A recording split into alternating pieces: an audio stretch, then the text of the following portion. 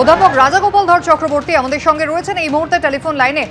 রাজাগোপাল বাবু, এতদিন আমরা দেখেছিলাম মাঝে কিছুদিন আপাতত বাংলাদেশ তুলনামূলকভাবে একটু শান্ত ছিল। সামনে ফেব্রুয়ারি মাসে সাধারণ নির্বাচন রয়েছে।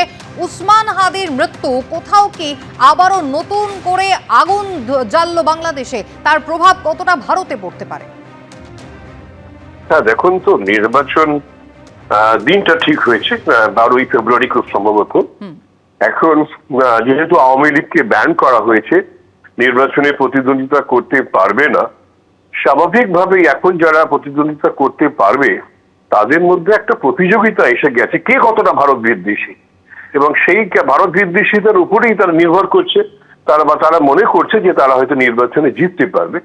তার ফলে যে হাদি যে লোকটিকে মারা হয়েছে এবং কোনো প্রমাণ নেই যে সে ভারতে এসেছে, সেটা বলা হচ্ছে ভারত তাকে আশ্রয় দিচ্ছে, এবং এই ছুতোয় অ্যাকচুয়ালি এই প্রিটেক্সটে ওরা ভারতের নানান যে সম্পত্তি আছে, কনসুলার সার্ভিস সাধারণত এগুলোকে কেউ হাত দেয় না, সেখানে ঢাকা চট্টগ্রামে আমরা দেখেছি আঘাত আনছে।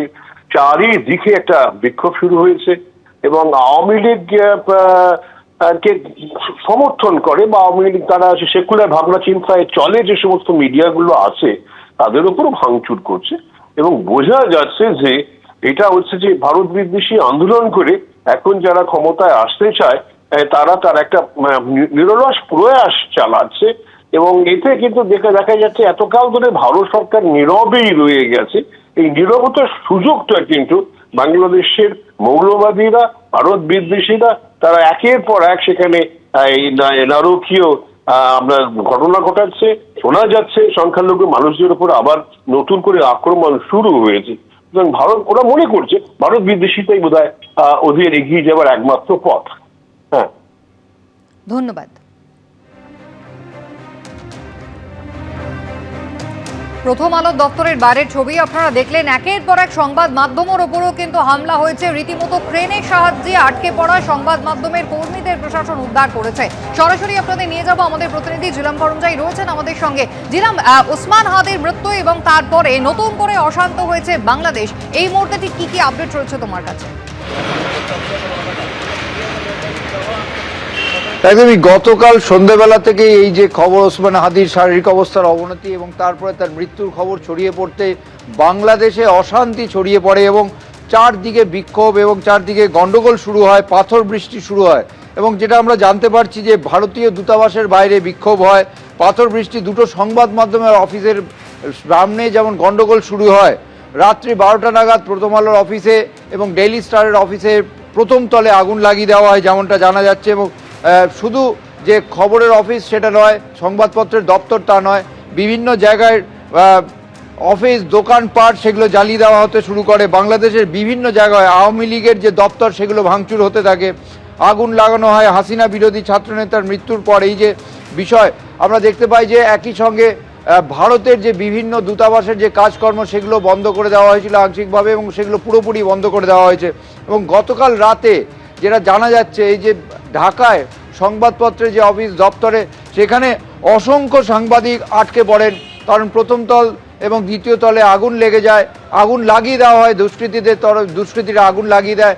দমকলের তরফ থেকে যে আগুন নেভানোর জন্য তারা আসতে পারেনি তেমনটাই জানা যাচ্ছে সেখানকার বিভিন্ন সংবাদ মাধ্যম সূত্রে, এবং সেখান থেকে সাংবাদিকরা তারা সাহায্য চাইতে থাকেন।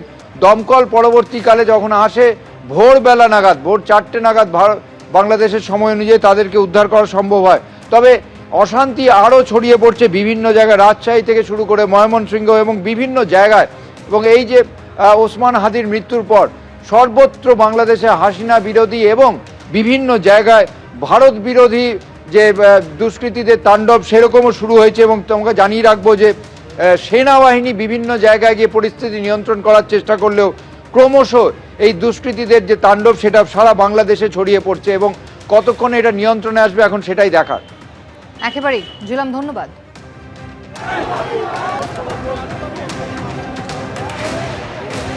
দর্শক, এখানে বাংলাদেশের খবরে অবশ্যই আমাদের নজর থাকবে। আসছে পরের খবরে। আগামীকাল মতুয়া অধ্যুষিত নদিয়ার রানাঘাটে সভা করতে আসছেন প্রধানমন্ত্রী নরেন্দ্র মোদী। জানি প্রশ্ন উঠছে, মতুয়া ভোট ব্যাংকের ড্যামেজ কন্ট্রোলের জন্যই কি প্রধানমন্ত্রীর এই সভা? 26শে বিধানসভা নির্বাচনের মেগা ফাইট, প্রস্তুত মহারথীরা, তুনে সব তীর ছুটতে প্রস্তুত যোদ্ধারা। কিন্তু প্রশ্ন হলো, সবার সব অস্ত্রে আগের মতোই ধার রয়েছে তো? ভোট আস্তে আস্তে তৃণমূল সংখ্যালঘু ভোট ব্যাংক অক্ষত থাকবে তো? মতুয়ারা আগের মতোই বিজেপির পাশে থাকবে তো? কারণ এসআইআর এর পর ভোটার তালিকায় তাদের নাম উঠবে কিনা, 2026 সালে তারা আদৌ ভোট দিতে পারবেন কিনা তা নিয়ে ক্ষোভের সুর ধরা পড়েছে মতুয়া ভোটার থেকে মতুয়া ঠাকুর পরিবারের সদস্য এবং বিজেপিরই বিধায়কের গলায়। বহুত বড় আতঙ্কের মধ্যে আছি। আমরা এদেশে এতদিন ধরে বসবাস করছি, আজকে আমাদের এতদিন আমরা ভোট দিয়ে এসছি, আমাদের ভোটে তারা নেতা হয়েছে, মন্ত্রী হয়েছে, আর আজকে আমাদের ভোট নেই। এই যে বনগাঁ মহকুমা মতুয়া অধ্যুষিত, সেখানে 1,34,000-এর উপরে ডাউটফুল ভোটার আছে। কি মনে করেন কত শতাংশ মতুয়া আছে? 1,34,000-এর মধ্যে একদম চোখ বুঝে 1,20,000 আছে, একদম 80 থেকে 90%। ইতিমধ্যে মতুয়াদের ক্ষোভকে হাতিয়ার করতে 25শে নভেম্বর মতুয়াগড় বনগাঁয় সভা করেছিলেন মমতা বন্দ্যোপাধ্যায়। এবার মতুয়া অধ্যুষিত রানাঘাটে সভা করতে আসছেন নরেন্দ্র মোদী। জানিয়ে প্রশ্ন উঠছে, মতুয়া ভোট ব্যাংকে ড্যামেজ কন্ট্রোলের জন্যই কি এই সভা? পর্যবেক্ষকদের মতে একদিকে মতুয়া ভোট ব্যাংক যদি বিজেপির মাথা ব্যথার কারণ হয়, তাহলে তৃণমূলের উদ্বেগের কারণ হতে চলেছে সংখ্যালঘু ভোট। কারণ আগামী সোমবারই নতুন দল ঘোষণা করতে চলেছেন তৃণমূল থেকে সাসপেন্ডেড সংখ্যালঘু বিধায়ক হুমায়ুন কবির। আর তার উদ্দেশ্য যে সংখ্যালঘু ভোট ব্যাংক, তাও তিনি স্পষ্ট করে দিয়েছেন। আমি নিজে মুসলিমদের অধিকার বুঝে নেওয়ার জন্য এই বিধানসভায় 135টা লড়ে 70 থেকে 90টা সিট নিয়ে আসবো এই বিধানসভায়। পর্যবেক্ষকদের মতে হুমায়ুন কবির সংখ্যালঘু ভোট ব্যাংকে ভাগ বসালে তাতে সব থেকে দুশ্চিন্তা তৃণমূলের।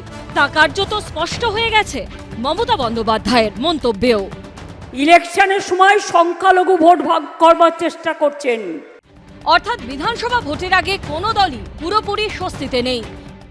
মতুয়া ভোটারদের যারা হচ্ছে বাংলাদেশ থেকে এই দেশে চলে আসতে বাধ্য হয়েছেন, তাদেরকে বিজেপি তাদের একটা ন্যাচারাল ভোট বেস হিসেবে ধরে রেখেছিল। কিন্তু সিএ হোক বা এসআইআর হোক, অনিশ্চয়তা, তাদের নিরাপত্তাহীনতা সবচেয়ে বেশি বাড়ছে। তার ফলে এটা গেরুয়া শিবিরের জন্য নিশ্চয়ই একটা মাথা ব্যথার কারণ। হুমায়ুন কবির যে জায়গায় রাজনীতি করছেন সেখানে অ্যাকচুয়ালি সংখ্যালঘুরা সংখ্যাগরিষ্ঠ, উনি যে বেল্টটাই রাজনীতি করছেন, ফলে সেইখানে হয়তো কিছু একটা প্রভাব পড়তে পারে। কিন্তু ওভারঅল পশ্চিমবঙ্গে খুব যে এর প্রভাব পড়বে এমনটা মনে হয় না। শেষ অব্দি বিধানসভা ভোটে কাদের ভোট কোন দিকে যাবে সেটাই দেখার। সমীরণ পালের রিপোর্ট, এবিপি আনন্দ। এবিপি আনন্দ, এগিয়ে থাকে, এগিয়ে রাখে।